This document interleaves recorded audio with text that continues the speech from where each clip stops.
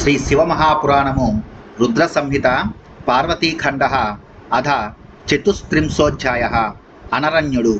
వశిష్ఠ ఉవాచ మనోర్వంశోద్భవో రాజా సో అనరణ్యో నృపేశ్వర ఇంద్ర సావర్ణి సంజ్ఞస్య చతుర్దశ మితస్య హి అనరణ్యో నృపశ్రేష్ఠ సప్తద్వీప మహీపతి శంభుభక్తో విశేషేణ మంగళారణ్యజో బలి భృగుం పురోధసం కృత్వా శతం యజ్ఞాంశకారసః నా స్వీచకార సక్రత్వం దీయమానం సురైరపి బభూవుః శతపుత్రాశ్చ రాజ్ఞస్తస్య హిమాలయ కన్యైకా సుందరీ నామ్న పద్మా పద్మాలయా సమా.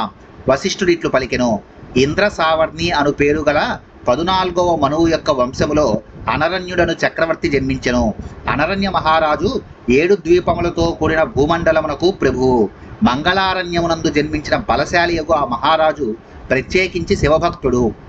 ఆయన భృగువును పురోహితునిగా చేసుకుని 100 యజ్ఞములను చేసెను. కానీ దేవతలు ఇచ్చినను ఆయన ఇంద్ర పదవిని స్వీకరించలేదు. ఓ హిమాలయ, ఆ మహారాజునకు 100 మంది కుమారులు ఉండిరి. మరియు పద్మాయను పేరు గల లక్ష్మీ సమానురాలైన ఒక సుందరియగు కన్య ఉండెను.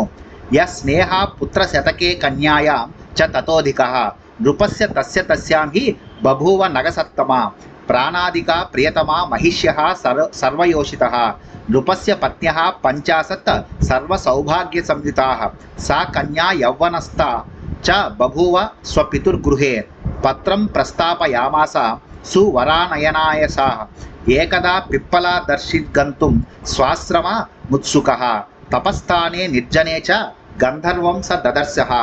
ఆ మహారాజునకు 100 మంది పుత్రులపై ఎంత ప్రేమ గలదో అంతకంటే అధిక ప్రేమ ఆ కన్య యందు ఉండేది. ఓ పర్వతరాజా, ఆ మహారాజునకు ప్రాణముల కంటే అధికముగా ప్రియమైన వారు సర్వ సౌభాగ్యములతో కూడిన వారు 5 భార్యలు ఉండిరి. ఆ కన్య తన తండ్రి ఇంటిలో పెరిగి యవ్వనములో అడుగిడెను. ఆ రాజు మంచి వరులను రప్పించుటకై పత్రములను పంపించెను. ఒకనాడు పిప్పలాద మహర్షి తన ఆశ్రమమునకు వెళ్ళు తొందరలో నుండి నిర్జనమగు తపోవనంలో ఒక గంధర్వుని చూచెను. స్త్రీయుతం మగ్నచిత్తం చ శృంగార రససాగరే విహరంతం మహాప్రేమ్న కామశాస్త్ర విశారదం దృష్ట్వాతం మునిశార్థూలః స కామ సంబభూవ సహ తపస్వి దత్త చిత్తశ్చ చింతయద్దార సంగ్రహం ఏవం వృత్తస్య తస్యైవ పిప్పలాదస్య సన్మునేః కియత్ కాలో గతస్తత్ర కామోన్మథితచేతసః ఏకదా పుష్పభద్రాయాం స్నాతుం గచ్చన్ మునీశ్వరః దదర్శ పద్మాం యువతిం పద్మామివ మనోరమాం. స్త్రీలతో కూడి శృంగార సముద్రములో మునిగిన మనస్సు గలవాడై మహాప్రేమతో విహరించుచున్న కామశాస్త్ర కోవిదుడగు ఆ గంధర్వుని చూచి ఆ మహర్షి కామము గలవాడయ్యను.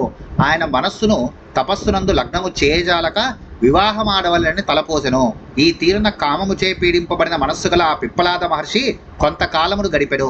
ఒకనాడు ఆ మునీశ్వరుడు పుష్పభద్రా నది యందు స్నానము చేయుటకు వెళ్ళుచు లక్ష్మి వలె మనోరమ యవ్వనవతియగు పద్మను చూచెను. కేయం కన్యేతి పప్రచ్చ సమీపస్థాన్ జనాన్ ముని జనా నివేదయాం చక్రుర్నత్వా శాపనీయం త్రితాః.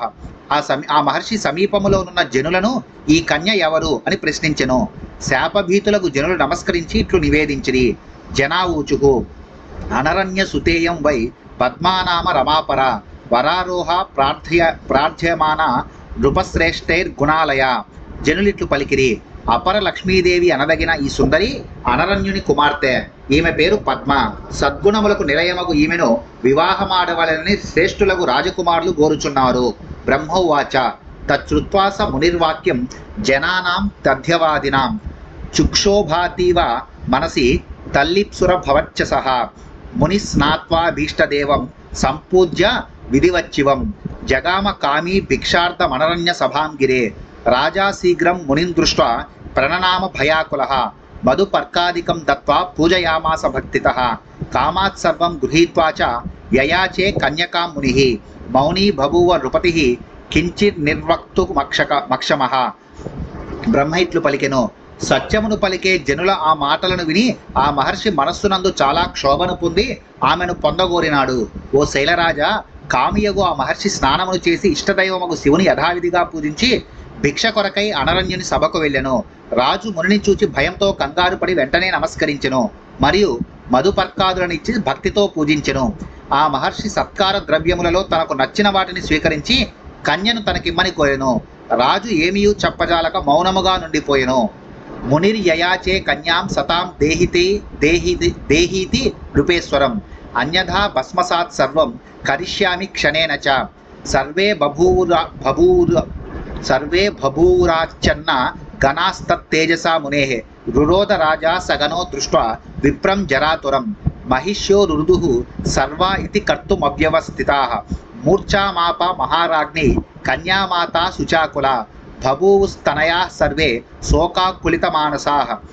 సర్వం శోకాకులం జాతం నృపసంబంధి శైలప. ఆ కన్యను నాకిమ్ము, లేనిచో క్షణకాలంలో సర్వమును భస్మము చేసేదను అని ఆ ముని మహారాజును కోరెను.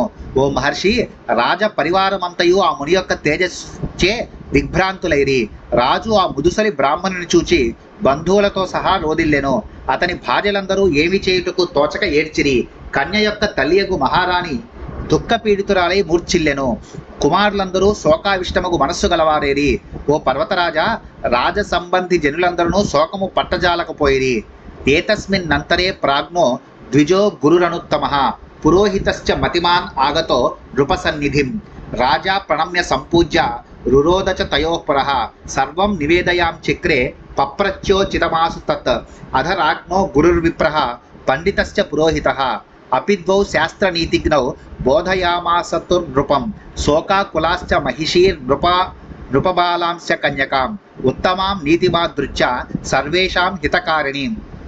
ఇంతలో ప్రాజ్ఞుడు గొప్ప బ్రాహ్మణుడు ఒక గురువు బుద్ధిమంతుడకు పురోహితుడు రాజసన్నిధికి విచ్చేసిరి. రాజు వారిద్దరికీ నమస్కరించి పూజించి వారి ఎదుట భోరుమనెను.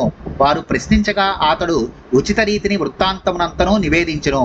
అప్పుడు వేదవేత్తయగు గురువు పండితుడగు పురోహితుడు కలిసి నీతి శాస్త్రజ్ఞులు గనుక రాజునకు ఇట్లు బోధించిరి. శోకముచే వ్యాకులమైన మనస్సు గల రాజపత్నులకు, రాజకుమారులకు, రాజకన్యకు వారిద్దరూ అందరికీ హితమును కలిగించే ఉత్తమ నీతిని సాదరముగా విన్నవించిరి. గురు పురోధసా ఊచతుః శృణురాజన్ మహాప్రాజ్ఞ వచోనౌ సద్దితావహం మా శుచః స పరివారః శాస్త్రే కురు మతిం సతీం. అద్యవాబ్ద దినాంతేవ దాతవ్యా కన్యకా నృప పాత్రాయ విప్రాయాన్యస్మై కస్మై చిద్వా విశేషతః. తత్పాత్రం బ్రాహ్మణాదన్యన్న పశ్యావో జగత్రయే సుతాం దత్వా చ మునయే రక్షస్వాం సర్వసంపదం. రాజన్నే కనిమిత్తేన సర్వసంపద్ వినశ్యతి సర్వం రక్షతి తం త్యక్త్వా వినాతం శరణాగతం. గురువు రాజపురోహితుడు ఇట్లు పలికిరి. మహాప్రాజ్ఞ రాజా, మంచి మితమును కలిగించు మా ఇద్దరి మాటను వినుము. మంచి హితమును కలిగించు మా ఇద్దరి మాటను వినుము. బంధువర్గముతో కూడి దుఃఖించకము. శాస్త్రమునందు సద్బుద్ధిని కలిగి ఉండుము. రాజా, ఈనాడు గాని సంవత్సరము తరువాత గాని అమ్మాయిని యోగ్యుడగు బ్రాహ్మణులకు గాని లేదా ఎవరికో ఒకరికి గాని ఇవ్వవలసిందే కదా. ముల్లోకములలో బ్రాహ్మణు కంటే యోగ్యమగు పాత్ర మాకు కానరాదు. కావున కుమార్తెను మహర్షికి ఇచ్చి నీ సంపదలన్నింటినీ రక్షించుకొనుము. రాజా, ఒక్కరి కొరకై సర్వము నశించే సందర్భములలో వానిని విడిచి సర్వమును రక్షించవలెను. ఈ నీతి శరణాగతుని విషయంలో వర్తించదు. వశిష్ఠ ఉవాచ రాజా ప్రాజ్ఞ వచశ్రుత్వా విలప్య చ ముహుర్ముహుః కన్యాం సాలం కృతాం కృత్వా మునీంద్రాయ దదౌ కిల కాంతాం గృహీత్వా స మునిర్వివాహ్య విధివద్గిరే పద్మాం పద్మోపమాం తాం వై ముదితః స్వాలయం యయౌ. రాజా సర్వాన్ పరిత్యజ్య దత్వా వృద్ధాయ చాత్మజాం గ్లానిం చిత్తే సమాధాయ జగామ తపసేవనం. తద్భార్యాపి వనం యాతే ప్రాణనాథే తదా గిరే భర్తుశ్చ దుహితుః శోకాత్ ప్రాణాం త్యజ్య సుందరి. వశిష్ఠుడిట్లు పలికెను. రాజు ఆ బుద్ధిమంతుల మాటలను విని అనేక పర్యాయములు రోధించి కన్యను అలంకరించి ఆ మహర్షికి అప్పజెప్పెను. ఓ శైలరాజా, ఆ ముని ఆ కన్యను స్వీకరించెను. అతడు లక్ష్మి వంటి పద్మను ఆనందముతో పరిణయమాడి యథావిధిగా తన గృహమునకు తోడ్కొని వెళ్ళెను. రాజు వృద్ధునకు కుమార్తెనిచ్చుటచే అందరినీ వీడి మనస్సులో దుఃఖము గలవాడై తపస్సు కొరకు అడవికి పోయెను. ఆయన భార్య తన ప్రాణనాథుడు అడవికి పోగానే భర్త యొక్క వియోగము, కుమార్తె యొక్క దుఃఖమును సహింపలేకపోయెను. ఓ పర్వతరాజా, ఆ సుందరి ప్రాణములను విడిచిపెట్టెను. పూజ్యాః పుత్రాశ్చ భృత్యాశ్చ మూర్ఛామాపుర్నృపం వినా సుశుచుః శ్వాస సంయుక్తం జ్ఞాత్వా సర్వే పరే జనాః అనరణ్యో వనం గత్వా తపస్తప్వాతి శంకరం సమారాధ్య యయౌ భక్త్యా శివలోక మనామయం.